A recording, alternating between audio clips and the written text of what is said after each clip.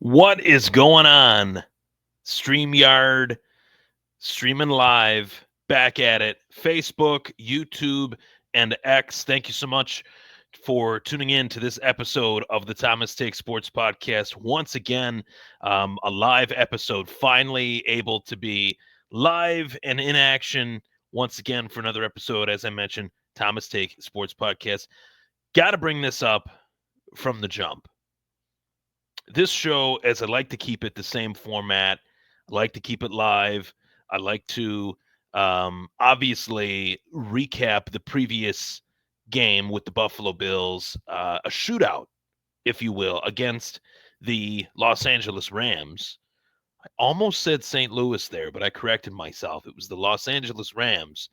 I'm going to recap that game in this podcast. I'm also going to preview and predict the upcoming battle between the Buffalo Bills and the Detroit Lions. This is a game that I've had circled on my calendar since the schedule came out. This was a game that I desperately knew would have major implications for both conferences, being that both of these teams are two of the best teams in the National Football League, being that both of these teams are the cream of the crop that is in the National Football League.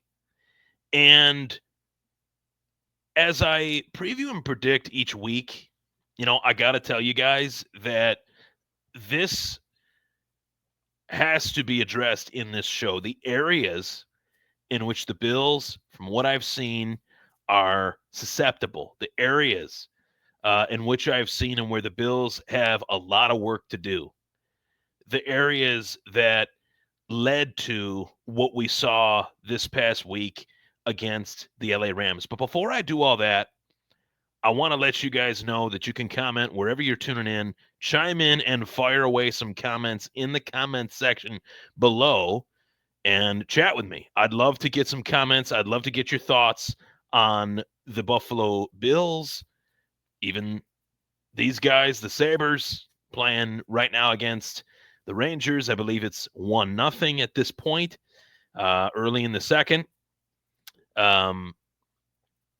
It's been a rough season so far for the Sabres.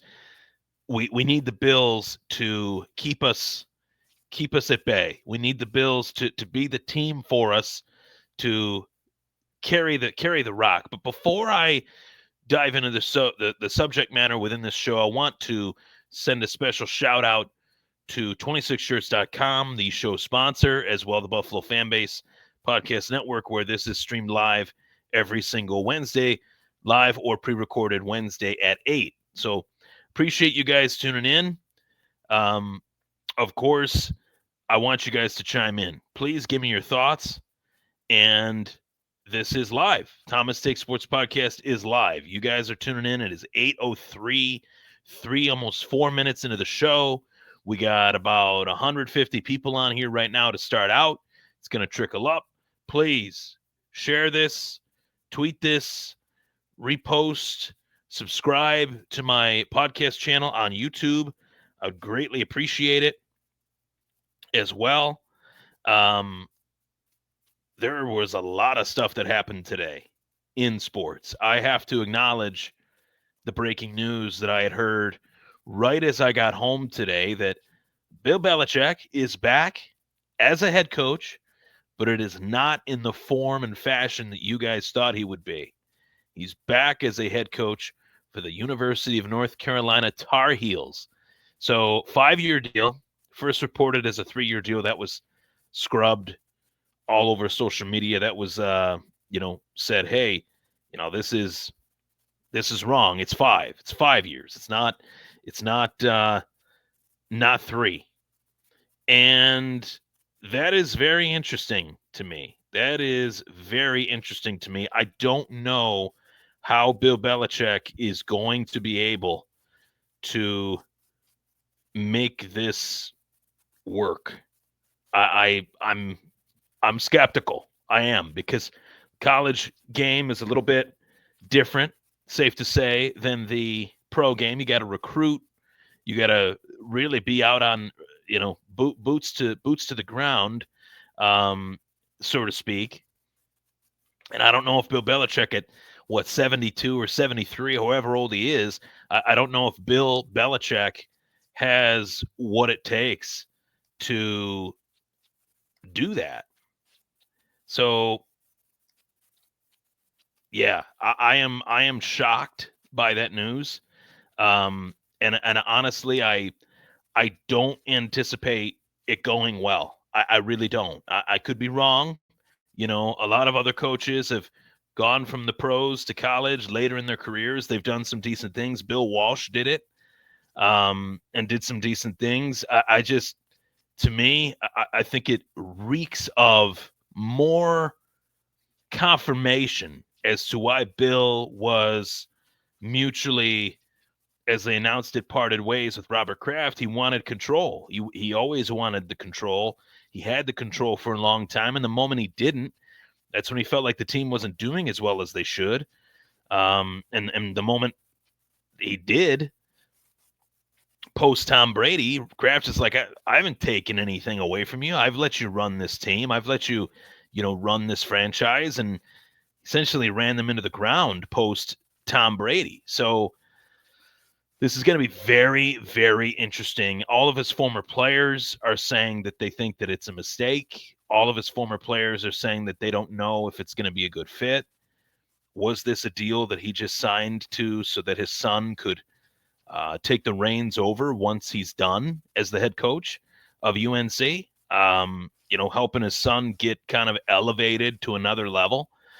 That's what I originally thought it would be, but it appears as if he's going to be there for 5. I mean, I thought he'd get like a 2 or 3 year deal. He got a 5-year deal. That's not just any other contract. So very interesting, to say the least. To say the least. So he'll go from being the greatest NFL head coach, arguably in NFL history. The accomplishments are second to none. First among everybody. More Super Bowls, most Super Bowl appearances, victories, conference championships, division titles.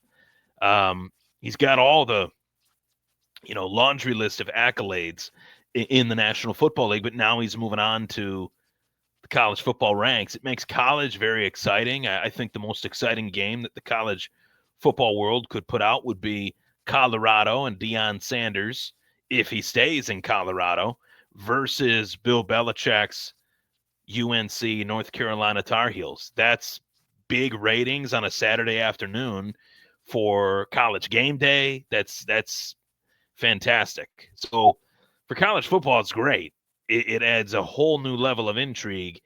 I just don't know if it's the best decision for Bill Belichick's, future with what's left of his life, quite frankly, in his early 70s. So I want to get to the next talking point, which is recapping this Buffalo Bills shootout versus the LA Rams. Now, going into this one, I knew that this would be a very tough game for the Buffalo Bills. I knew that it would be a game that would be well coached by Sean McVay of the Rams.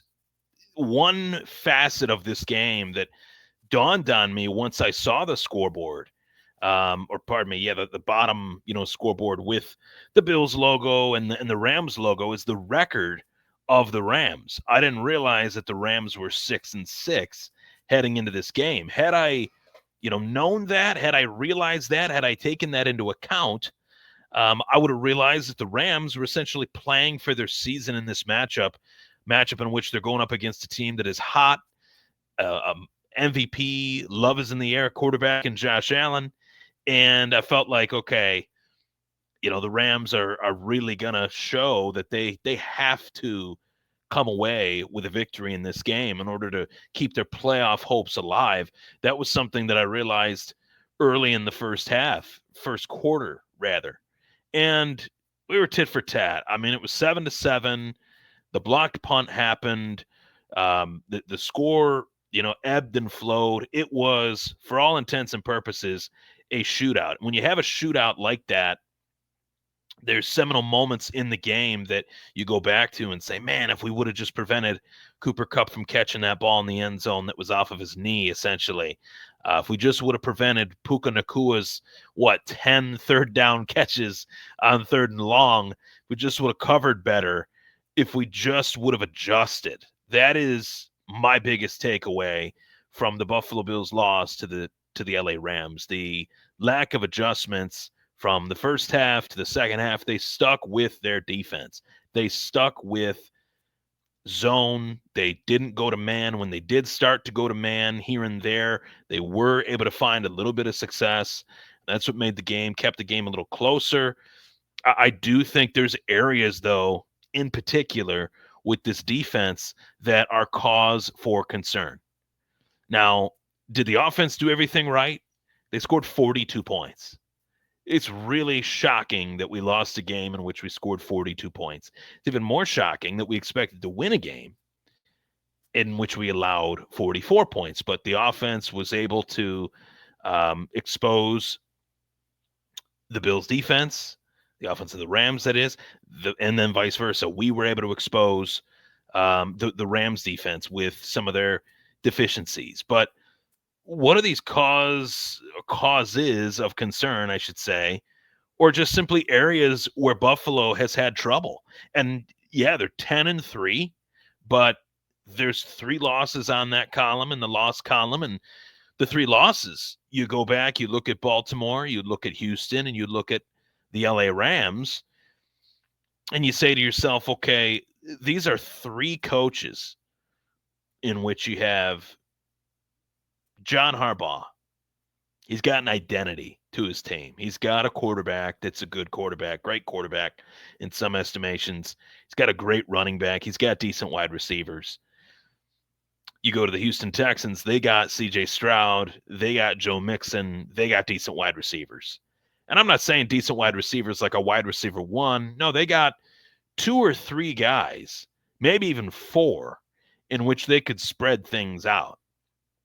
Then you go to the LA Rams, and the better version of that, of wide receivers, of quarterbacks in terms of experience, in terms of reading a defense, Matt Stafford, in my opinion, will be in Canton at some point. I don't know if he's first ballot. That's another conversation, but I do believe that he's one of the best quarterbacks of his era. Does not get the credit that he deserves. He won a Super Bowl. He's played, 16, 17 years in this league.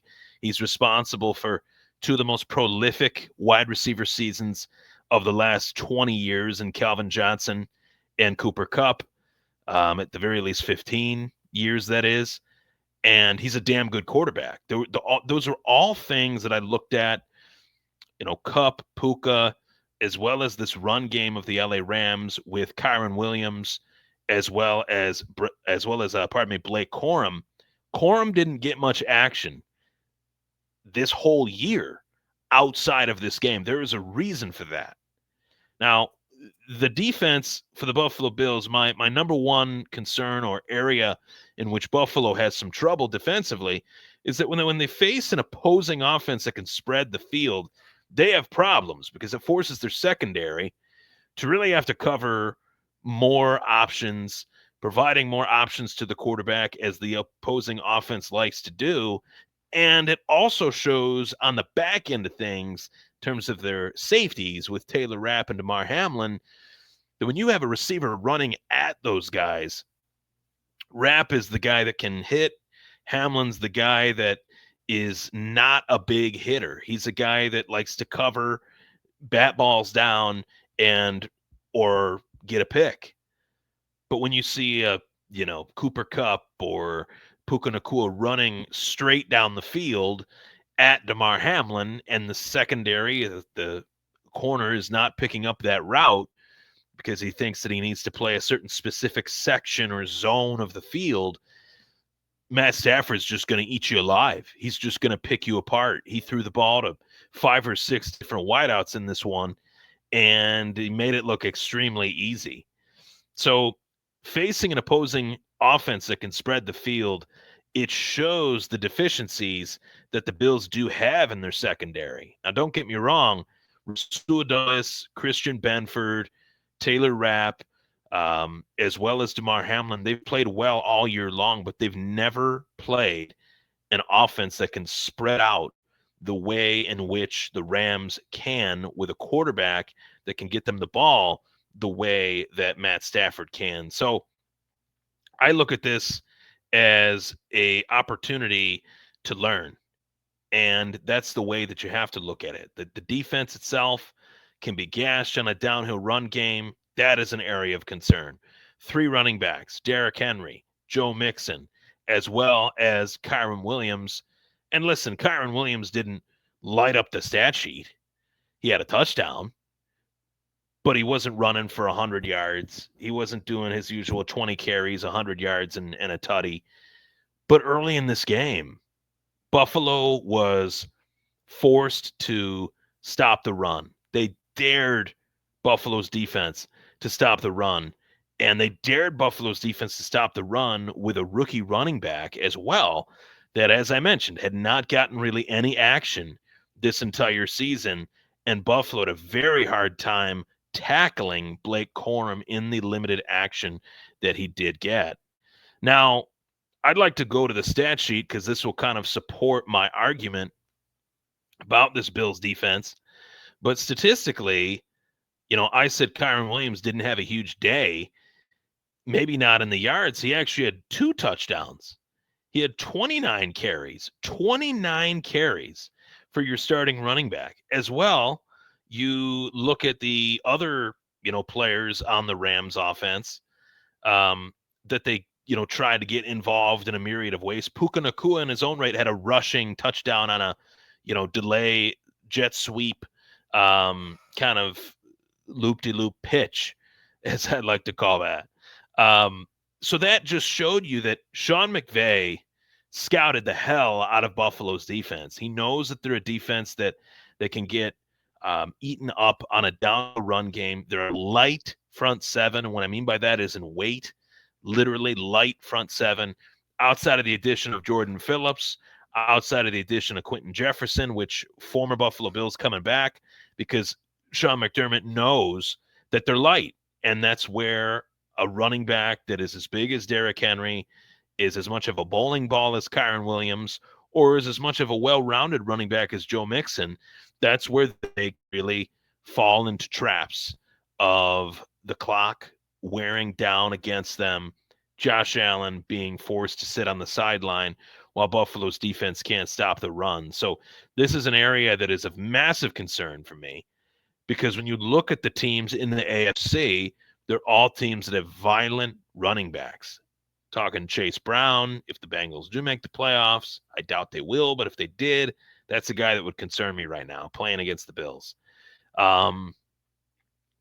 Isaiah Pacheco, Derrick Henry, who we've already seen chew up the Buffalo Bills in the previous matchups early in the season. So the downhill north-south halfback dive, the stretch runs, the zone runs prior to Christian McCaffrey's injury, and I know that we're talking about an anomaly of a game where the field was just so slick and so tough to get your footing.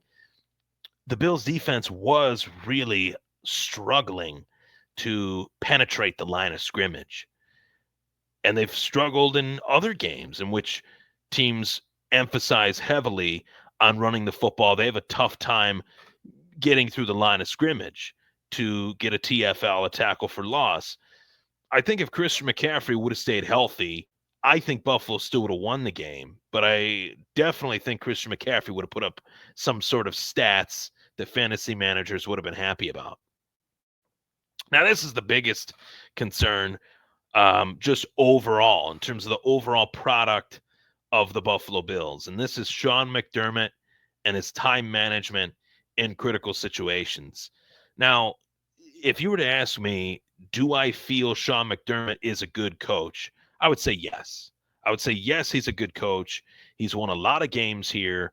He transformed the culture that he talked about constantly before he ever coached a game for the Buffalo Bills. When he was brought in here, he was brought in to be a culture changer type head coach, and he has been. He's done that, and then some. You want to talk about one of the best franchises in the National Football League. The Buffalo Bills are in that category. They've been in that category for the last 7-8 years. A lot of that has to do with Sean McDermott. A lot of that has to do with the arrival, the ascension, the superstardom of the biggest position in the game, the quarterback of the Buffalo Bills, Josh Allen.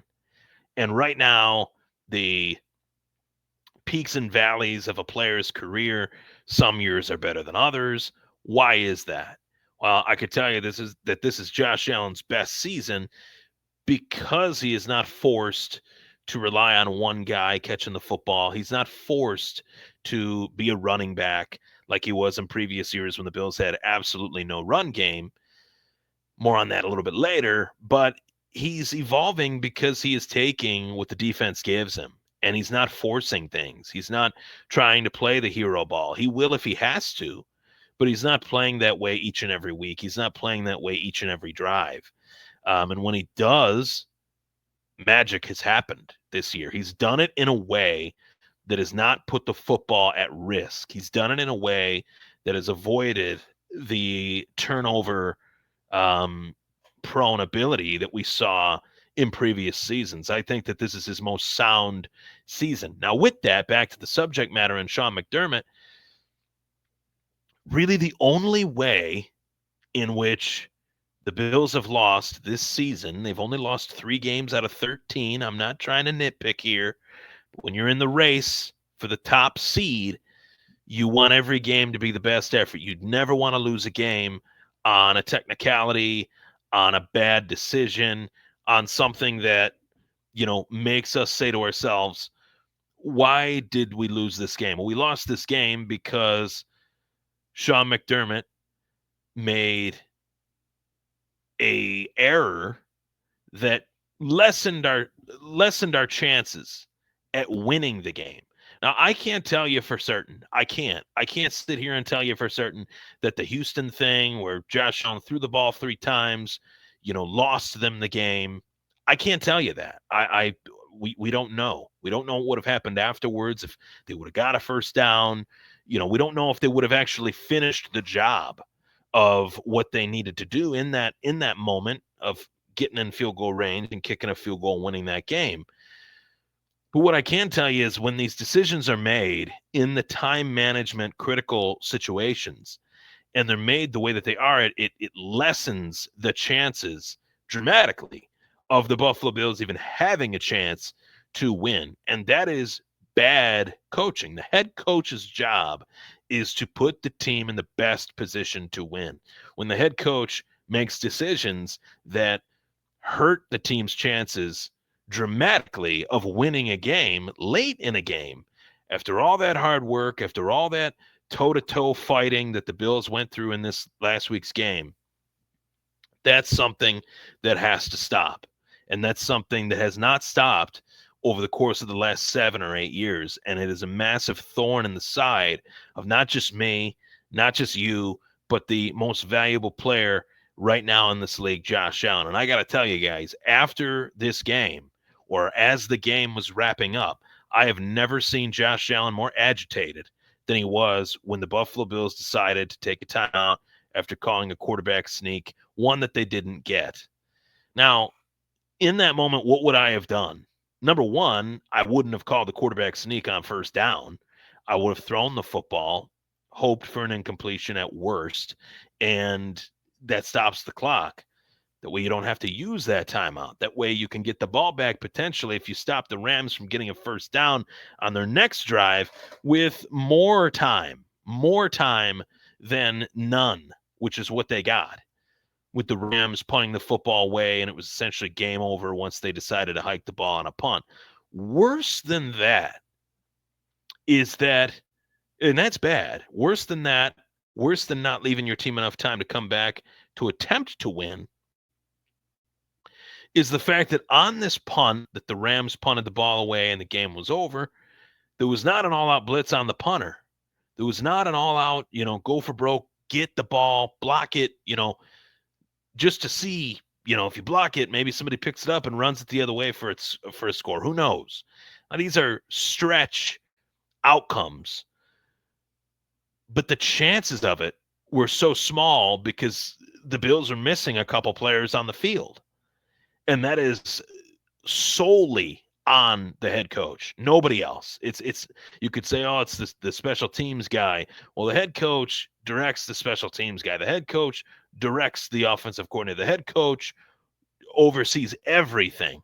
So ultimately, when something doesn't go right in that regard, it falls on Sean McDermott's shoulders.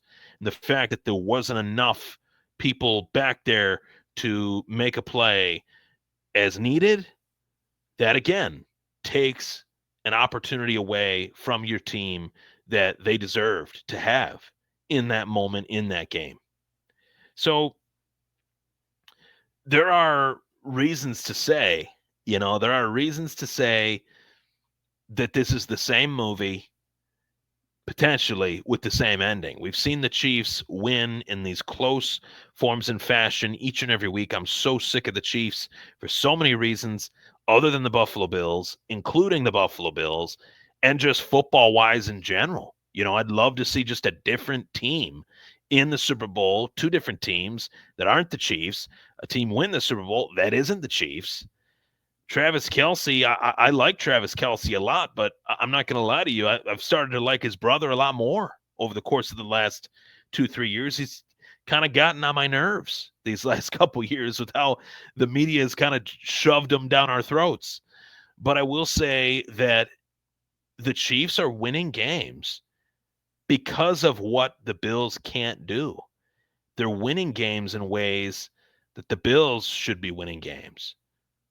And it's all due to coaching. You will only go as far as your coach in this league. You can only go as far as your coach. The players play the game, but the coach's job is to put his players in the best position to win each and every week.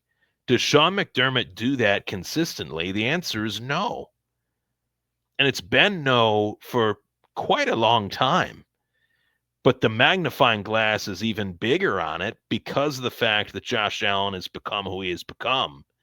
And this team has grown into what it has become. And a lot of that has to do with Sean McDermott as well as Josh Allen. So it's a very tricky situation because I feel like I'm being critical of somebody that's responsible for why we are where we are for the good reasons, but he's also a contributing factor as to why we're not where we need to be, if that makes sense. He's a huge reason why we are where we are, but he's also a contributing factor to why we are not where we need to be. So time management, critical situation, these are all things that are practiced, prepped, and prepared for by every head coach in the National Football League, every head coach within, the NFL, the coach's staff, just top to bottom. And it's really frustrating.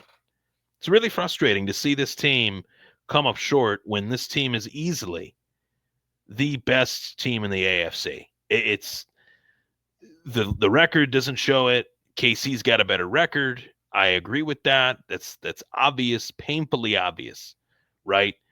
But the Bills have a more talented quarterback. I'm sorry. Allen right now is MVP. He equals MVP. This game proved to me, maybe more than any other, and this is a bold statement because I'm one of the few guys that can keep receipts because of the fact that I've had this show for so goddamn long. Number one. Number two, social media.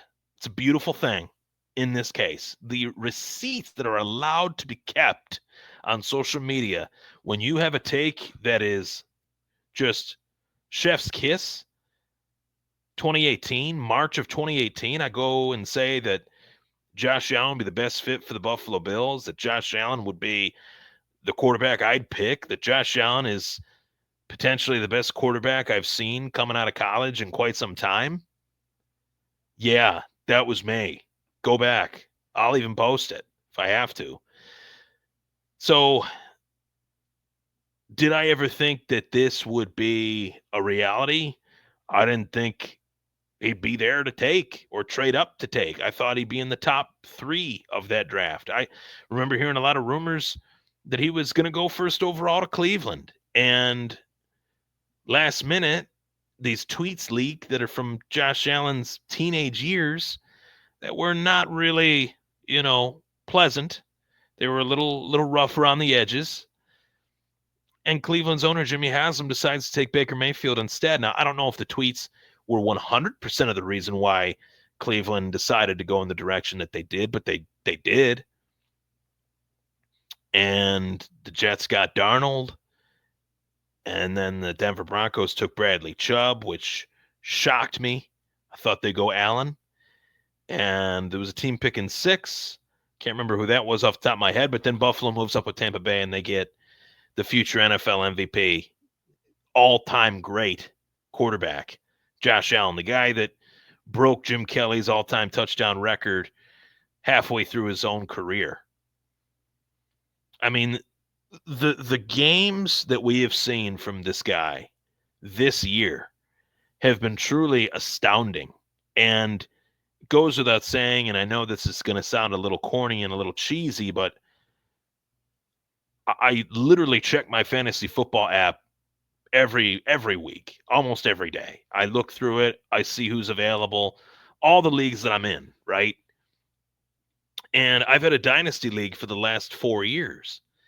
And I won the draft lottery. I picked first, and for a little while I was like, who am I going to take? I don't know who I'm going to take. And then, like a lightning bolt, striking my brain is like, why would I not take Josh Allen? He's the quarterback of my team. He's talented. He's got all the ability in the world. August 30th, 2021, I take Josh Allen with the first overall pick in a dynasty draft. 4 years later, for the 4th straight season, I'm the number 1 seed. And a lot of that has to do with Josh Allen. I would say at least 50% of it has to do with Josh Allen. The other 50, the drafting, the trading that I've done over the course of the last 4 years to, lead myself to making my team as balanced, I think, as I've ever had in any fantasy league, let alone a dynasty league. So this guy is the best in the game right now. There is no comparison. You can't say Mahomes, because Mahomes and the Chiefs have been anemic on offense all season long. You can't say Lamar Jackson, because Lamar Jackson has a running back that is just as worthy, if not more worthy, of being in the MVP discussion compared to him. And you can't say Saquon. And I'll tell you why. You can't say Saquon because last year, when Lamar Jackson won MVP, there was a running back that played much, much better body of work-wise than Lamar did at his own position. That was Christian McCaffrey. If Christian McCaffrey wasn't the league MVP last year, why should Saquon be the MVP? When McCaffrey had just as good a year, if not a better year, in which the San Francisco 49ers were in the Super Bowl, largely because of the year that he had, not even just regular season, but playoffs as well. Will we be able to say the same thing about the Philadelphia Eagles come Super Bowl time? I don't know, maybe. It's possible. But would the Buffalo Bills be within 2 points of winning that game last week without Josh Allen? Hell no. Would the Buffalo Bills be in the thick of it every single year if it wasn't for, or without Josh Allen? Hell no. I would go as far as to say that the greatest reality check that I've given myself in terms of the Buffalo Bills in recent years is this team would still be a struggling team if they didn't find this kid out of Fireball, California, that didn't get any scholarship offers, got one scholarship offer after 2 years at community college football, and they decide we're going to take this kid. It was the greatest decision that this franchise has ever made since Jim Kelly. And then Jim Kelly didn't even want to play here, didn't come here. Josh Allen, man, he would have done anything to play anywhere because of where he had come from. So very poetic to be in the position that we're in. And yes, we got a game. We got a big game on Sunday, a massive game on Sunday. So let's get to it. Let's get to the Buffalo Bills preview and prediction for the Detroit Lions game. So, as I mentioned, I circled this game on the calendar long ago. This was a game that I really enjoyed a couple years back. I think it was 2022, Thanksgiving. Buffalo went to Detroit, and it came down to the wire. This game is going to be the exact same way. This game is not going to be a blowout for either team. The two teams are far too talented. The two teams are far too disciplined. And the two teams are mirror images of each other in certain ways in terms of how they can beat you and how they can run up the score. Now, do they do it two different ways? Yes. But in terms of talent, talent everywhere on both of these teams, offensively and defensively. So, realistically, the biggest thing that scares me about the Detroit Lions is not the two big name players, not Jared Goff, not Amon-Ra St. Brown, but Gibbs and Montgomery. It sounds like a law firm. It sounds like something that was in Wall Street or something like Wolf of Wall Street or Wall Street with Michael Douglas. But it's a running back tandem, the likes of which I don't think we've seen in the league in quite some time. And the way the Detroit Lions can run the football is as physical and is as nasty as any team I've seen in recent memory. Now, there's been good running backs, a good running back on one team, a good running back on another, but there's never been two running backs that are starters on any other team, but shoulder a shared load with one another. Shoulder the, hey, I'm willing to take a little bit of time off so that you can get the ball. Hey, I'm willing to take a couple snaps off so that you can. I mean, it takes a level of humbleness or a level of, I guess, heightened sense of teammate to be able to say, I'm going to, take less touches. You can take my touches. Jahmyr Gibbs is a stud. He can catch. He can run routes. He can run in between the tackles. David Montgomery, he can catch. He can run routes. He can run in between the tackles. Both guys are physically, I'd say, polar opposites, but both guys can do the same thing to you. And that's really tough to game plan for. It's really tough because not only do you have those two guys, but you have Amon-Ra St. Brown, you have Jameson Williams, you have Sam Laporta, who's coming off of a phenomenal rookie season last year. His numbers this year have dipped, but he's been battling injuries. So how much has that played a factor? Really, where Buffalo can kind of come into this one and stake their claim is by doing what Detroit does, kind of beating them with their own medicine or giving them a taste of their own medicine, I should say, with James Cook, with Ray Davis. Now, last week against the Rams, the run game was out the window because they were down, they were battling, it was a shootout. Both defenses were probably dog tired in that game last week. And it's going to be a rough day for both opposing, Bills, Lions defense because Buffalo is going to come right after it. Detroit is going to come right after it in terms of attacking the defense. So for me, I think this is the toughest matchup that the Bills have faced all season long. And the fact that they lost even by a little bit to the Rams, a blocked punt played a big factor in the scoreboard last week. The Bills can't give up any points on special teams. You never can. That leads to defeat. It usually does. Last time the Bills, allowed a blocked punt was week 1 against Pittsburgh a couple years back. They lost that game at home, opened the season, lost it at home due to a blocked punt. That was pretty brutal. But They can't allow that to happen this time. They have to play turnover-free football. You cannot give the ball back to this offense. They're too talented.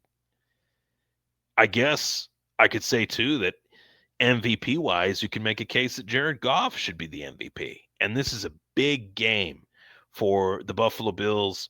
Playoff hopes, of course, they're in the playoffs, but to try to get the 1 seed, there's only so many weeks left. Is it still possible? Yes. Is it less possible than what it was a couple weeks ago? Yes.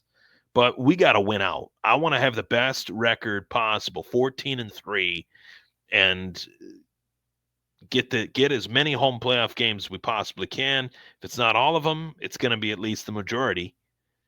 Week, wild card week. Right now, we're scheduled to take on Denver. I like that matchup, obviously, but we don't want to lose the divisional round again. We want to host a team, wild card divisional round, beat those teams, go back to the AFC title game, and try to get to the Super Bowl. That's the goal. That should be the goal every single year, as long as Josh Allen is your quarterback. But as I said, I think this is going to be a shootout again. I think it's going to be a very close game. And I am going to go with the Bills winning it by a score of 41-38. I think both defenses are susceptible to getting gashed in this game. Buffalo in the run, Detroit in the pass. They just signed Jamal Adams off the street. They got so many injuries littered across their defense that I think Josh Allen will be able to have his way. And I think Jared Goff in his own right could have his way as well. So I think Tyler Bass is going to be asked to make a big kick again. Fortunately, this game is in a dome. It's at Ford Field. He won't have to kick a game winner in the wind, in the snow, in the sleet that's on its way to Buffalo, to the South towns. Fingers crossed, not as much in the North towns where I'm at, but I really hope that this plays itself as a picture within this game. Tyler Bass, 38-38, drills a 50-yarder, and the Buffalo Bills win this game, ride back home to take on the next opponent. I believe they're home the following week. If not, my apologies, but I realistically feel like this game is a winnable game, but I know for certain how hard this game is going to be. I'm not looking past they're home next week against the Patriots. I am not looking past the Detroit Lions. The Detroit Lions, I think right now, are the best team in football outside of the Buffalo Bills. I think the Bills are better than KC. I think they've proven it all year long. They beat KC, but they've beaten teams in much more impressive fashion. And Detroit has been right there each and every week as one of the best teams in football. So we could be talking about a preview to the Super Bowl. We really could. We could be talking about a preview to the Super Bowl, and it would be the Super Bowl that everybody wants between two teams that have, mightily struggled over the course of their history, two cities that were two of the most successful cities at one point in the country.